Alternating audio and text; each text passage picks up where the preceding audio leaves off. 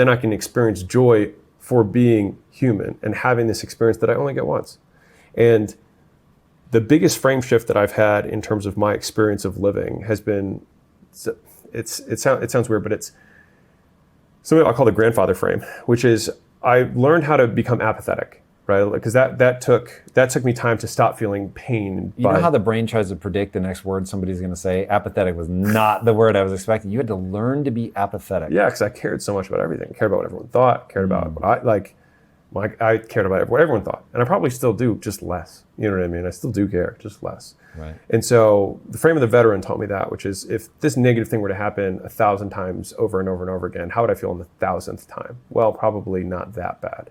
Well, why don't I just choose to feel that way now, right?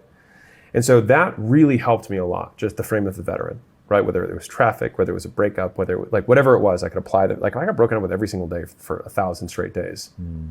How much would it bother me? I'm like, well, I'd still be here, you know? Okay. And then I was like, is there a way that I can think of a frame that would allow me to feel gratitude? Because it's something that I've struggled to feel, right? Like I definitely get the drive feeling. Got that one done in spades, but gratitude, not so much, right? I've done the habits and things like that. And for me, it didn't work. I say it doesn't just for me. And so I thought of this frame, which was, I call the grandfather frame, but waking up, if I went into a time machine, I'm 85 years old, right? I'm like close to dying, a little creaky, you know, I've got tons of money, not a lot of time. And I somehow sacrifice all the money I have just to be my age again. And so I wake up in the morning and I'm my 85-year-old self living through my 30-year-old body and thinking through that frame of how I would wake up and be like, oh, my elbows don't hurt. Oh, look, I have muscles. I haven't had those in forever, right? And I'm like, oh, Layla, she's so young. I remember she used to look like this.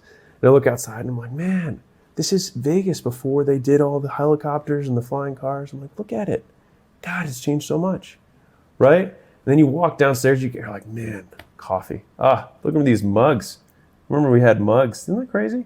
And so it's this weird frame where it just drills you, it just pegs you to the present. And you get to experience the current state from a future state for the first time. And so it's been one of the things that's been really profound for me in terms of like dealing with stressors, with getting into like, when I get into one of these, like, I'm like, hold on, I'm 85, I'm waking up. I'm like, all of a sudden, I'm like, I remember when I used to stress about these business things. I was like, it works out. It's fine. And if it doesn't, who cares? I was like, I'm gonna be 85, I'm gonna die, I'm gonna give all my money away. Who cares? And so, and I'm like, but isn't this cool that I'm like, look at me, all trying to play the game. You know, I'm like, you got it, bud. And so it's like, it gets me into this really interesting place where I feel like I can get above myself in the game and just be like, whew. And I think for a lot of people, if they can, those frames have served me very well.